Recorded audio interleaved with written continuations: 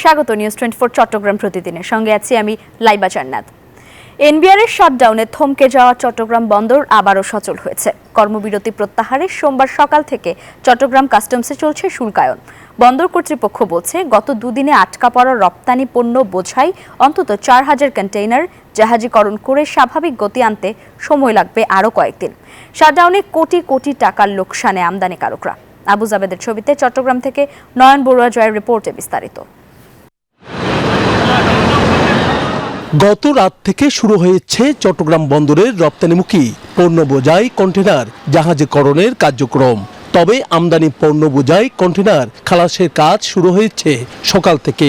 এনবিআরের shutdown কর্মসূচির কারণে আটকা পড়া অন্তত 4000 টিউএস রপ্তানি পণ্য বোঝাই কন্টেইনার জাহাজীকরণ করে স্বাভাবিক গতি আনতে কয়েকদিন সময় লাগবে বললেন বন্দর সচিব। চট্টগ্রাম বন্দর তো আসলে 24/7 ওপেন থাকে।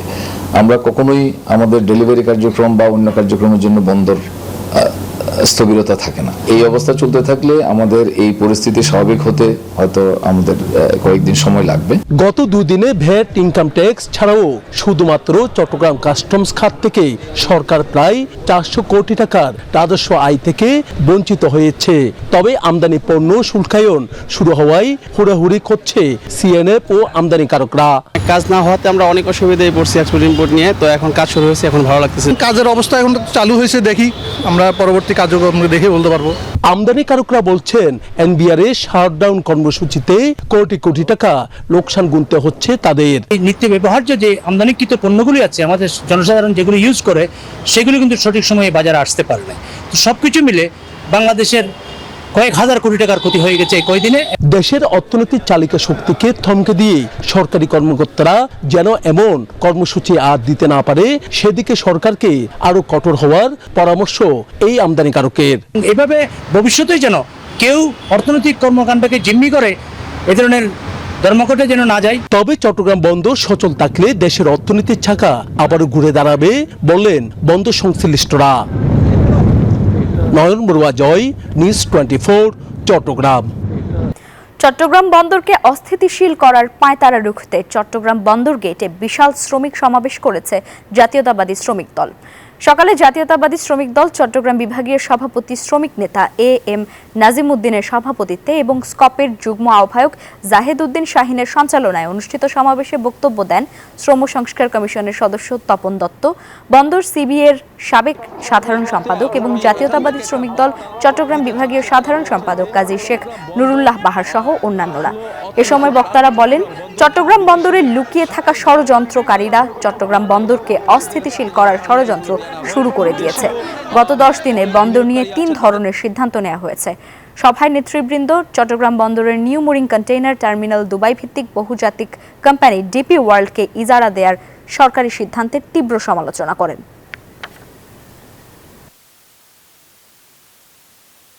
সফল করতে এমনকি এখান থেকে একটা বার্তা দিতে চাচ্ছে। তারা বলছেন যে চট্টগ্রাম বন্দর হলো অর্থনীতির প্রাণ। দেশে ডেঙ্গু করোনার ঊর্ধ্বমুখী সংক্রমণ দেখা দিয়েছে। গত 24 ঘন্টায় সারা দেশে করোনায় আক্রান্ত হয়েছেন 13 জন। চট্টগ্রামে গত 24 ঘন্টায় করোনা ভাইরাসে আক্রান্ত বাড়লেও মৃত্যু নেই। তবে এই পর্যন্ত 7 জনের মৃত্যু হয়েছে। এর মধ্যে একজন নারীও রয়েছেন।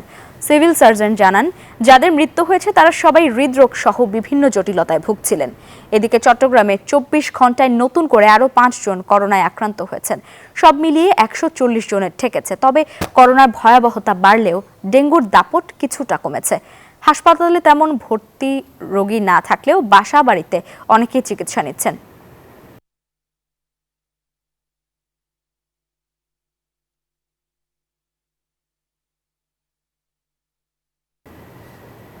দর্শক, করোনা ও ডেঙ্গুর খবর জানাতে চট্টগ্রাম থেকে সরাসরি যুক্ত হচ্ছেন সহকর্মী নয়ন বড়ুয়া জয়। চট্টগ্রামের করোনা এবং ডেঙ্গুর পরিস্থিতি জানতে চাইছি আপনার কাছ থেকে। হাসপাতালের চিত্র কেমন দেখছেন জানাবেন, আর হাসপাতালে রোগী যারা ভর্তি রয়েছেন তাদের কোনো অভিযোগ রয়েছে কিনা চিকিৎসা সেবা নিয়ে? ধন্যবাদ লাইবা আপনাকে। কোনো অভিযোগ তেমন আমরা পাইনি, যেহেতু আইসোলেশন যেমনটা প্রস্তুত রয়েছে তেমনিভাবে কিন্তু আইসিইউ কিন্তু প্রস্তুত রয়েছে হাসপাতালগুলোতে। আমি জেনারেল হসপিটালে আছি, দেখতে পাচ্ছেন কারো জ্বর হয়েছে, কারো কাশি হচ্ছে। তো এরকম রোগীও কিন্তু অনেক এসেছেন, চিকিৎসকের পরামর্শ নিচ্ছেন। এমনকি জেনারেল হসপিটালকে করোনা ডেডিকেটেড হসপিটাল ঘোষণা করা হয়েছে। এই কারণে কিন্তু তারা প্রস্তুত রেখেছেন। আইসিইউ থেকে শুরু করে সব ধরনের প্রস্তুতি তাদের আছে।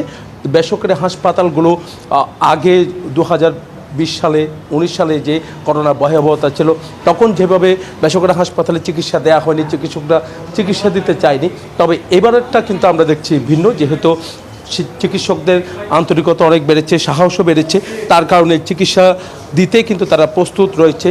তো করোনা আক্রান্ত যারা হচ্ছেন তাদেরকে চিকিৎসা দিচ্ছেন। আইসোলেশনে অনেকজন ভর্তি আছেন চট্টগ্রাম জেনারেল হসপিটাল সহ কয়েকটা বেসরকারি হসপিটালে। চট্টগ্রাম মেডিকেলও চলছে, টেস্ট চলছে, বিভিন্ন জায়গায় টেস্ট করা হচ্ছে করোনার, যেহেতু 9টি জায়গায় বসানো হয়েছে। তো তার কারণে কিন্তু সেখানে কিন্তু বুথগুলো খোলা হয়েছে। চট্টগ্রাম মেডিকেল সহ বিভিন্ন জায়গায় বুথ আছে, সেখানে টেস্ট করা হচ্ছে। তো কারো নমুনা পেলে কিন্তু টেস্ট করা যাচ্ছে। এই কারণে কিন্তু মানুষ সচেতনতা বেড়েছে। তবে কি মানুষের সামাজিক দূরত্ব বজায় রেখে একটু চলাচল করলে তাহলে কিন্তু করোনা থেকে মুক্ত পাওয়া সম্ভব বলে তারা মনে করছেন। চিকিৎসক যারা আছেন তারাও কিন্তু চেষ্টা করছেন যে যারা আক্রান্ত হয়েছে তাদেরকে সুস্থ করার জন্য তারা চেষ্টা করছেন। সব মিলে বলা যায় কিন্তু আসলে করোনায় ভয়াবহতা এখনও পর্যন্ত বন্দরনগরী চট্টগ্রামে আছে। তবে ডেঙ্গুর হানা কিছুটা থেমেছে। তবে বৃষ্টি যেভাবে পড়া শুরু হয়েছে, এরকম বৃষ্টি যদি পড়ে তাহলে কিন্তু ডেঙ্গুর প্রাদুর্ভাব কিন্তু অনেকটা বাড়তে পারে, এমন আশঙ্কা করছেন চট্টগ্রাম সিভিল সার্জন সহ চট্টগ্রাম স্বাস্থ্য অধিদপ্তরের পরিচালকরা। তার কারণে কিন্তু মানুষের যে বাসাবাড়ির যে ছাদগুলো আছে সেই ছাদগুলো কিন্তু পরিষ্কার রাখার জন্য কিন্তু তারা জানিয়েছেন বারবার। একই সাথে করোনায় আক্রান্ত যারা হচ্ছে তাদেরকে চিকিৎসা যেমনটা দেওয়া হচ্ছে, যদি ভয়াবহতা আরও বাড়ে তাহলে কিন্তু করোনা যদি আগের মতো যদি অবস্থা হয় তাহলে কিন্তু চিকিৎসার জন্য আইসোলেশন আরও খোলা হবে বলে আমাদেরকে জানিয়েছেন। এখন বিভিন্ন জায়গায় আইসোলেশন খোলা হচ্ছে। সিটি কর্পোরেশনের হাসপাতালেও কিন্তু আইসোলেশন খোলা হয়েছে, যেন রোগীরা যেন সঠিকভাবে যেন তারা চিকিৎসা পায়। এই ছিল আমার এখানকার সর্বশেষ। ফিরে যাচ্ছে স্টুডিওতে লাইবার কাছে। জয়, ধন্যবাদ আপনাকে। কুমিল্লার মুরাদনগরের প্রবাসী স্ত্রীকে নির্যাতনের ঘটনায় ভিডিও ধারণকারী 4 জনকে পর্নোগ্রাফি আইনে জেল হাজতে পাঠিয়েছেন কুমিল্লা চিফ জুডিশিয়াল ম্যাজিস্ট্রেট আদালতের বিচারক মুমিনুল হক। অপরদিকে মূল আসামি ফজর আলীকে স্থানীয়রা গণধোলাই দিয়ে পুলিশে দিলে তাকে আটক দেখিয়ে পুলিশি পাহারায় কুমিল্লা মেডিকেল হাসপাতালে ভর্তি করা হয়।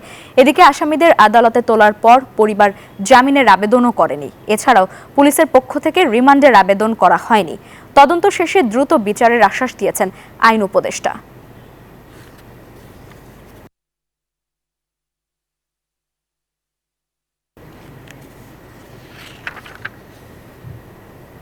চট্টগ্রাম প্রতিদিনের সংবাদে নিচ্ছে একটি বিরতি, ফিরবো আরো খবর নিয়ে।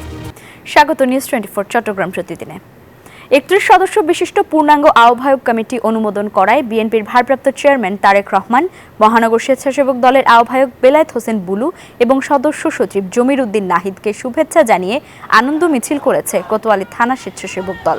নবগঠিত কমিটির উদ্যোগে আয়োজিত মিছিলটি সোমবার দুপুরে নগরীর বিআরটিসি মোড় থেকে শুরু হয়ে বিভিন্ন সড়ক ঘুরে নগর বিএনপির দলীয় কার্যালয় নাসিমন ভবনে শেষ হয়। মিছিল শেষে নাসিমন ভবন দলীয় কার্যালয়ের সামনে সংক্ষিপ্ত সমাবেশ হয়। এতে সভাপতিত্ব করেন নবগঠিত আহ্বায়ক কমিটির আহ্বায়ক আব্দুল্লাহ আল হাসান।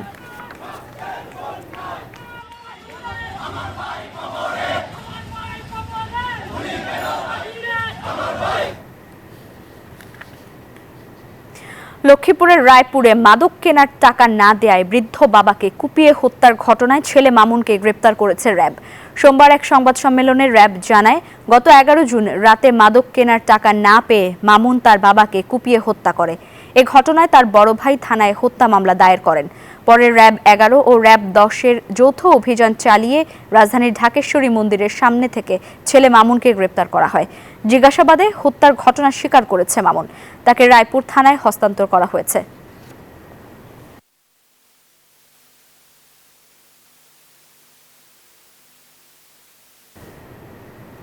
দীর্ঘ 2 মাসেরও বেশি সময় পর আজ রাতে শেষ হচ্ছে কুমিল্লা কুটির শিল্প বাণিজ্য মেলা। এ বিষয়ে বিস্তারিত জানাতে সরাসরি যুক্ত হচ্ছেন আমাদের সহকর্মী HM মহিউদ্দিন। মহিউদ্দিন, আজ তো মেলা শেষ হচ্ছে প্রায় 2 মাস পর। মেলার সার্বিক পরিস্থিতি কেমন দেখছেন জানাবেন, আর শেষ দিনটায় মেলা কতটা জমজমাট হয়ে উঠেছে?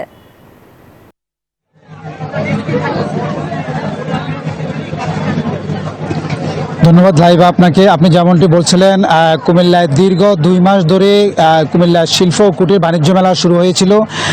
যারই এই বাণিজ্য মেলাতে কুমিল্লার সবচেয়ে বড় বাণিজ্য মেলা হিসেবে এই মেলাটি শুরু হয়েছিল। মেলা উদ্বোধন হওয়ার পরে কিন্তু দেশি বিদেশি বিভিন্ন ধরনের যে ব্যবসায়ীরা রয়েছে, তারা বিভিন্ন ধরনের দেশি বিদেশি যে পণ্য রয়েছে সে পণ্যগুলো তারা খুব কম দামেই কিন্তু তারা বিক্রি করছিল, যাহা কুমিল্লার জন্য একটি মাইল ফলক হিসেবে রয়েছিল।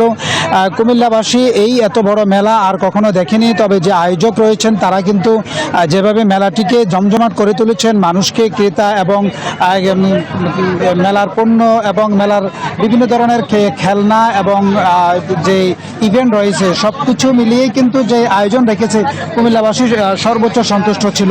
তবে দীর্ঘ 2 মাসেরও অধিক সময় এই মেলাটি চলার পরে কিন্তু এই মুহূর্তে কিন্তু মেলাটি আজকে রাতেই কিন্তু রাত 12টার পরে কিন্তু এটি সমাপ্তি ঘোষণা করা হবে। এই মেলাটির সমাপ্তি ঘোষণা করার জন্য বিশেষ করে রাজনৈতিক মহল, প্রশাসন সকলেই কিন্তু এই মেলা দীর্ঘ সময় ধরে কিন্তু সহযোগিতার মাধ্যমে মেলাটি চলে আসছিল। আজকে রাত্রেই কিন্তু এই মেলাটির সমাপ্তি হবে, যার প্রেক্ষিতে বিকেলেই মেলা কর্তৃপক্ষ এবং জেলা বিএনপির যে সদস্য সচিব, মহানগর বিএনপির যে সভাপতি রয়েছেন তিনি এসে কর্তৃপক্ষের সাথে মেলার সার্বিক বিষয়গুলো নিয়ে তারা কথা বলে আজকে সমাপ্তি ঘোষণা করেছেন। তো এই মেলার যে আজকে যে দিন শেষে এবং সর্বশেষ যে সময়টি রয়েছে শেষ মুহূর্তে মেলার সবচেয়ে বেশি জমজমাট রয়েছে এবং যারা ক্রেতা রয়েছেন তাদেরকেও কিন্তু কম দামে কিন্তু তারা এই মেলার পণ্য তারা সেল করছে। তো এই আজকে রাতের মধ্য দিয়ে শেষ হচ্ছে কুমিল্লার সবচেয়ে বড় বাণিজ্য মেলা। এই ছিল কুমিল্লা থেকে আমার কাছে সর্বশেষ। চলে যাচ্ছি স্টুডিওতে লাইভা। মহিউদ্দিন, ধন্যবাদ আপনাকে। খাগড়াছড়িতে শিক্ষিত কর্মসংস্থান প্রত্যাশী যুবদের নিয়ে ফ্রিল্যান্সিং যুব প্রকল্পের অধীনে 3 মাস ব্যাপী প্রশিক্ষণ শেষে অংশগ্রহণকারীদের সংবর্ধনা দেওয়া হয়েছে। সোমবার সকাল 11টায় খাগড়াছড়ির সহ প্রকল্প অফিসের সম্মেলন কক্ষে এর আয়োজন করা হয়। এতে প্রধান অতিথির বক্তব্য রাখেন খাগড়াছড়ি যুব উন্নয়ন অধিদপ্তরের উপপরিচালক হাফিজা আইরিন। তিনি বলেন, ফ্রিল্যান্সিং প্রশিক্ষণ বাস্তব জীবনে কাজে লাগিয়ে স্বাবলম্বী হতে পারবে যুবারা। যুব উন্নয়নের মাধ্যমে দেশের 48টি জেলায় এই প্রশিক্ষণ কার্যক্রম চলছে। আর এই ছিল নিউজ 24 চট্টগ্রাম প্রতিদিনে। ধন্যবাদ সবাইকে সঙ্গে থাকার জন্য।